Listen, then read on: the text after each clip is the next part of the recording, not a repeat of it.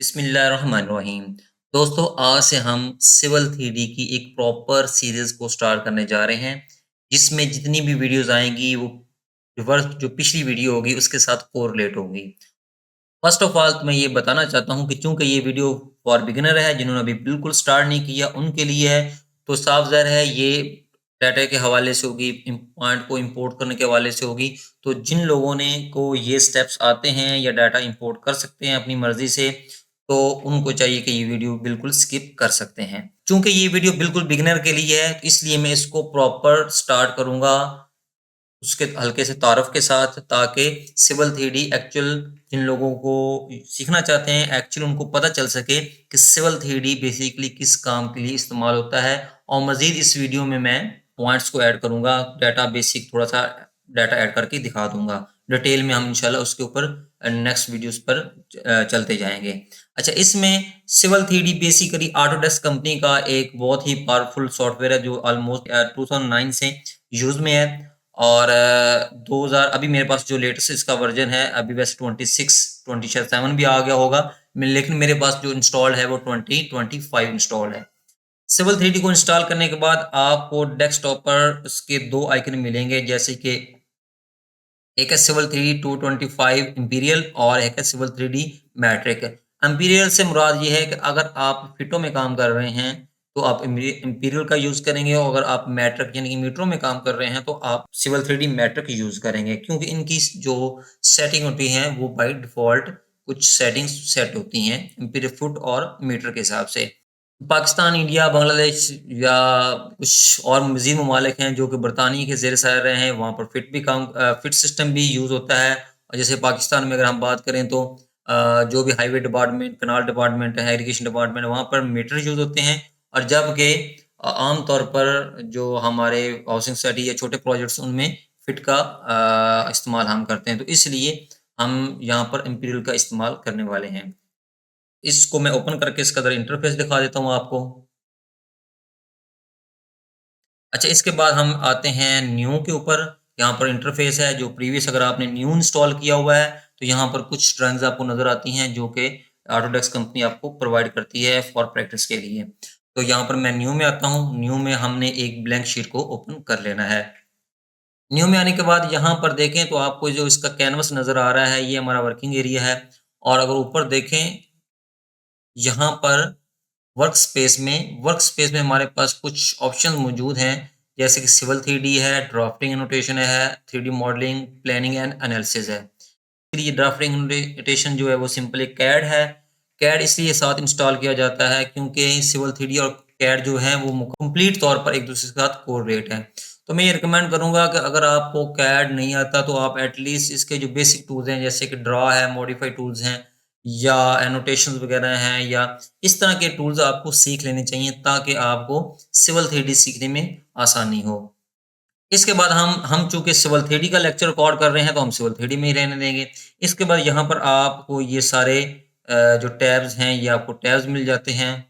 और इसी तरह इस टैब में, हर टैब में मुख्तलिफ पैनल्स मौजूद हैं। अच्छा, इसके बाद हम देखेंगे यहाँ पर टास्क पैन है और टूल स्पेस है। इसको मैं यहाँ पे क्लोज़ कर देता हूँ। अगर आपको टूल स्पेस नज़र नहीं आ रहा, तो आप यहाँ पर जाएँगे और टूल स्पेस के ऊपर क्लिक करके दोबारा इसको ओपन कर सकते हैं। इसके बाद साथ कुछ टूल स्पेस में देखें तो यहाँ पर प्रोस्पेक्टस है, सेटिंग्स हैं, सर्वे है, टूल बॉक्स है। टूल बॉक्स में ज़्यादातर रिपोर्ट्स वगैरह जो हम जनरेट करते हैं वो आ जाती हैं। सेटिंग में इसकी सेटिंग्स, मुख्तलिफ सेटिंग्स होती हैं, और प्रोस्पेक्टस में हमें फिलहाल हम काम करने वाले हैं। अगर ये पैनल आपको यहाँ पे नज़र नहीं आ रहे, तो ये इसके आइकन हैं, इन आइकन के ये टैब हैं।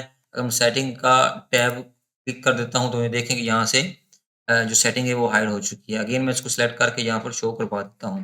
प्रोस्पेक्टस में हम आ गए। सिविल 3D में कोई भी काम आप तब तक नहीं प्रॉपर्ली कर सकते जब आप उस काम के मुतल्लिक जो आपका फ़ील्ड डाटा है, जो साइट डाटा है, जो भी आपको डाटा प्रोवाइड किया गया है, अगर आप उस डाटा को इम्पोर्ट नहीं कर सकते, तो सिविल 3D में आप प्रॉपर जो अपना काम नहीं कर सकते। तो इसके लिए आपको सबसे पहले डाटा को इम्पोर्ट करना सीखना होगा। तो आज इस वीडियो में हम डाटा को ही इम्पोर्ट करेंगे, बाकी ये जो चीज़ें हैं तो एक नॉर्मल चीज़ें हैं। बहुत ही बेसिक है, बहुत आसान है, हम डाटा को इम्पोर्ट किस तरह कर सकते हैं। अच्छा, डाटा इम्पोर्ट करने के हवाले से मैं बता दूँ कि हम जस्ट पॉइंट इम्पोर्ट करने को डाटा इम्पोर्ट करना समझते हैं, हालाँकि ऐसा नहीं है। हम ड पॉइंट्स को इम्पोर्ट कर सकते हैं, इसके अलावा हम डीईएम फ़ाइल जो डिजिटल एलिवेशन वेक्टर फ़ाइल उसको इम्पोर्ट कर सकते हैं। हम कोई एक्जिस्टिंग किसी कोई कुछ कंट्यूर्स हैं, बतौर सरफ़ेस हम उसको यूज़ कर सकते हैं। इसके अलावा हमारे पास अगर रिटन में हैंड के ऊपर लेफ्ट ऑफसेट के हिसाब से डाटा लिखा हुआ है, किसी भी रोड का ऑफसेट के हिसाब से डाटा लिखा हुआ है या किसी भी प्रोफ़ाइल का हमारे पास कॉपी में हार्ड कॉपी में लिखा हुआ है, तो हम वो भी इम्पोर्ट यहाँ पे कर सकते हैं। तो खाली पॉइंट इम्पोर्ट करना नहीं है। मैं इंशाल्लाह आगे हम देखेंगे बहुत सी चीज़ें यहाँ पर आपको इम्पोर्ट करने के हवाले से, डाटा को इम्पोर्ट करने के हवाले से बहुत सी चीज़ें आपको मिलेंगी। जो डाटा आज मैं इम्पोर्ट करने वाला हूँ, वो मैं आपको पहले उसका व्यू करवा देता हूँ। उसके लिए हम आम तौर पर मैं उस फ़ोल्डर में चला जाता हूँ जिसमें डाटा पड़ा है। जो सिविल 3D यूज़ करने वाले 80 से 80% जो लोग वो होते हैं, वो आम तौर पर जो डाटा इम्पोर्ट करते हैं पॉइंट वाला, तो उसको सीएसवी कॉमा डेलिमिटेड फ़ाइल को बनाकर वो इम्पोर्ट करते हैं। अगर आपके पास सीएसवी कॉमा डेलिमिटेड फ़ाइल नहीं है, तो उस फ़ाइल को बनाया कैसे जाएगा, ये भी हम डिस्कस करेंगे। और अगर वो फ़ाइल आपके पास मौजूद है, उस फ़ाइल के फ़ॉर्मेट को समझकर उसको इम्पोर्ट भी हम करना सीखेंगे। तो फर्स्ट ऑफ ऑल मेरे पास अगर मिसाल के तौर पर आपके पास कोई एसटीआर फाइल या टेक्स्ट फाइल जो भी आपकी जीपीएस से या टोटल सेशन से आपने इंपोर्ट की, आजकल वैसे तो जीपीएस और टोटल सेशन से आप डायरेक्ट एक्सेल की फाइल ही इंपोर्ट कर सकते हैं, लेकिन कुछ old version Pakistan, India, Bangladesh में कुछ ओल्ड वर्जन इस तरह के भी इस्तेमाल हो रहे हैं कि जो हमें डाटा एसटीआर फाइल में देते हैं। तो सिम मिसाल के तौर पर यहाँ पर मैंने एसटीआर फाइल एक रखी हुई है। एसटीआर फाइल भी एक टेक्स्ट फाइल बेसिकली होती है, जिसकी एक्सटेंशन एसडीआर होती है। मैं इसको ओपन करता हूँ, तो देखें ये कुछ इस तरह का डाटा आपको नज़र आता है। इस डाटा को अब हम क्या करते हैं कि एक्सेल में अपने मतलूबा फॉर्मेट में बना लेते हैं। मैं आपको बताता चलूँ कि यहाँ पर अगर हम देखें, तो ये पॉइंट नंबर है, ये इसके बाद ईस्टिंग है, इसके बाद नॉर्थिंग है, एलिवेशन है और डिस्क्रिप्शन है। ऑल डाटा को कॉपी कर लेता हूँ, कंट्रोल सी करता हूँ और यहाँ पर इस डाटे को मैं एक्सेल की एक नई फाइल ओपन करके यहाँ पर इस डाटे को मैं इम्पोर्ट पेस्ट कर देता हूँ। यहाँ पर जो एक्स्ट्रा डाटा इन्फॉर्मेशन होती है, जॉब के हवाले से कब बना, किस डिवाइस में बना, वो सारी जो इन्फॉर्मेशन है वो मैं सेलेक्ट करके यहाँ से इसको मैं डिलीट कर देता हूँ, या कंट्रोल माइनस से भी आप कंट्रोल प्लस माइनस से भी आप इसको डिलीट कर सकते हैं। इसके बाद देखें, अगर मैं A1 सेल सेलेक्ट करता हूँ, तो A1 सेल में ये देखिए, A1 सेल में जो डाटा है वो एक ही सेल में टोटल डाटा मौजूद है, यानी कि रो तो अलग-अलग हैं, लेकिन कॉलम एक ही है, इकट्ठा हुआ है। तो सबसे पहले हम इसको सेपरेट करना सीखेंगे कि इसको सेपरेट कैसे करेंगे। उसके लिए यहाँ पर मैं ए कॉलम के ऊपर क्लिक करता हूँ, क्योंकि टोटल जो डाटा है वो ए कॉलम में मौजूद है। रो अलग है लेकिन कॉलम एक ही ए कॉलम में मौजूद है। सिलेक्ट करूँगा, यहाँ पर आपको डाटा भी नज़र आ जाएगा। इसके बाद आपने जाना है डाटा टैब में, डाटा टैब के पैनल है डाटा टूल्स में। डाटा टूल में देखें तो लिखा हुआ है text to column. Text to column आपने क्लिक करना है। यहाँ पर आपने डेलीमीटर को सिलेक्ट करना है, नेक्स्ट करना है और यहाँ पर आपका जो भी सेपरेटर आपने यूज़ किया हो, यहाँ पर बेसिकली देखें जो सेपरेटर है वो स्पेस है, यहाँ पर कोई कॉमा वगैरह नहीं है। यहाँ पर सेपरेटर जो है वो स्पेस है। हम यहाँ पर स्पेस को सिलेक्ट करेंगे, तो जब सिलेक्ट करें तो देखें यहाँ पर ये 08 टीपी अलहदा हो गया, 12 अलहदा हो गया, ईस्टिंग अलहदा, नॉर्थिंग अलहदा, एलिवेशन और इसका डिस्क्रिप्शन अलग-अलग हो गए। अब मैं इसको यहाँ पे कर देता हूँ नेक्स्ट। नेक्स्ट करने के बाद जस्ट आपने इसको फिनिश करना होता है। फिनिश करने के बाद देखें, अलग-अलग जो कंपोनेंट हैं, ईस्टिंग है, नॉर्थिंग, एलिवेशन, वो अलग-अलग हर कॉलम में हो गए हैं। अब हम क्या करेंगे, जो फर्स्ट कॉलम है ये हमें ज़रूरत नहीं है, इसको मैं डिलीट कर देता हूँ। इसके बाद आपने एक चीज़ का ध्यान रखना है कि कोई भी आपकी रो खाली नहीं होनी चाहिए। उसके लिए हम चेक कर लेते हैं, बीच में कोई रो खाली नहीं होनी चाहिए। अगर रो खाली होगी तो आप डाटा को इम्पोर्ट नहीं कर पाएँगे, सीएसवी कॉमा डेलिमिटर्स फाइल ही नहीं बना पाएँगे। इसके बाद हम इसको करते हैं सेव। सेव करने के लिए आप पहले डेस्टिनेशन फ़ोल्डर देंगे, ब्राउज़र में जाएँगे, इसके बाद आपका जो भी फ़ोल्डर है ये सिविल में मैं रख देता हूँ। इसको XYZ दे देता हूँ, XYZ इसको मैं नाम रख देता हूँ और यहाँ पर आपने सेव टाइप में आकर देखना है कि यहाँ पर आपको लिखा हुआ नज़र आएगा CSV comma delimited, text tab delimited भी है, इसी तरह CSV कॉमा डेलिमिटेड मुख्तलिफ फॉर्मेट मौजूद हैं। आपने इनमें से CSV कॉमा डेलिमिटेड को सेव कर लेना है, सिलेक्ट कर लेना है सॉरी।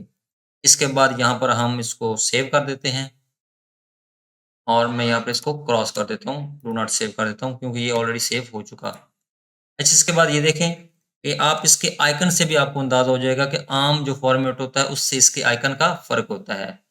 अब देखें कि हमारे पास ये सेम फाइलें बन चुकी हैं। एक ये मेरे पास फाइल है, इसमें ऑलमोस्ट 10,000 पॉइंट हैं।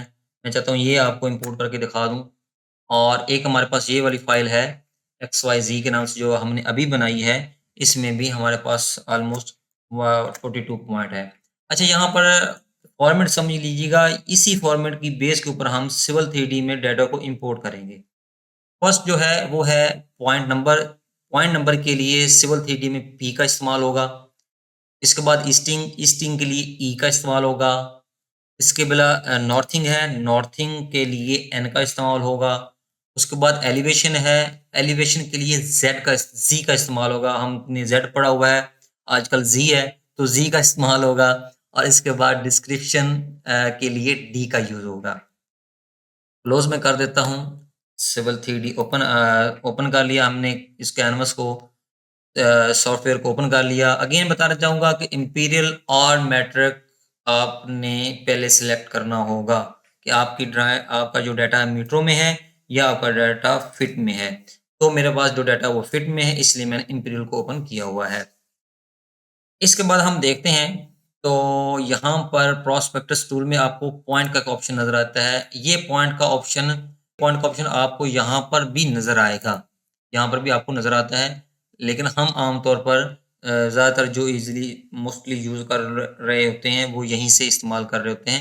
प्रोस्पेक्टस में मैक्सिमम चीज़ों को यूज़ कर रहे होते हैं। पॉइंट पर आए, राइट क्लिक किया और क्रिएट पॉइंट के ऊपर आपने क्लिक कर दिया। कुछ इस तरह की विंडो आपको नज़र आएगी। यहाँ पर देखें तो मुख्तलिफ ऑप्शन हैं।